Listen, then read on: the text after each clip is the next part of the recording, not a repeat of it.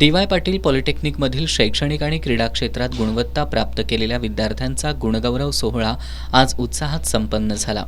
माजी रणजीपट्टू आणि आयकर विभागात कार्यालयीन अधीक्षक पदावर कार्यरत शैलेश भोसले यांची या सोहळ्याला प्रमुख उपस्थिती होती. प्राचार्य डॉक्टर महादेव नरके यांच्या हस्ते त्यांचं स्वागत करण्यात आलं.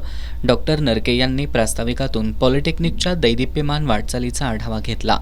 पॉलिटेक्निकचे अनेक विद्यार्थी राष्ट्रीय आंतरराष्ट्रीय स्तरावर आपलं नाव कमावतायत याचा अभिमान असल्याचं त्यांनी सांगितलं.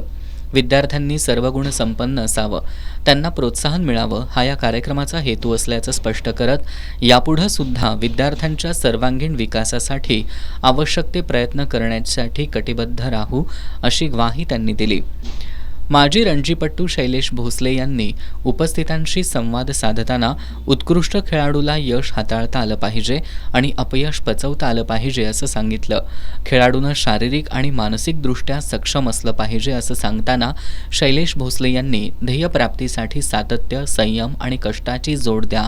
जगात अशक्य असं काहीच नसतं. मनापासून प्रयत्न कराल तर यश हमखास मिळतं असा कानमंत्र दिला. या समारंभात पॉलिटेक्निकच्या गुणवत्ताप्राप्त विद्यार्थ्यांना शैलेश भोसले यांच्या हस्ते सन्मानित करण्यात आलं.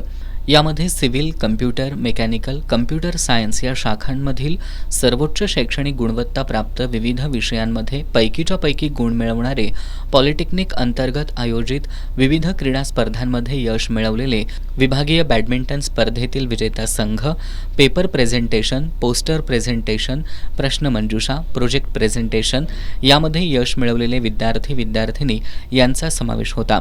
यावेळी उपप्राचार्य नितीन माळी, रजिस्ट्रार महेश रेणके, कम्प्युटर विभाग प्रमुख डॉक्टर पी.के. शिंदे, सिव्हिल विभाग आणि जिमखाना प्रमुख प्राध्यापक अक्षय करपे, कम्प्युटर सायन्स विभाग प्रमुख शीतल साळुखे, प्रथम वर्ष समन्वयक एस.बी. शिंदे यांच्यासह प्राध्यापक, शिक्षकेतर कर्मचारी आणि विद्यार्थी उपस्थित होते.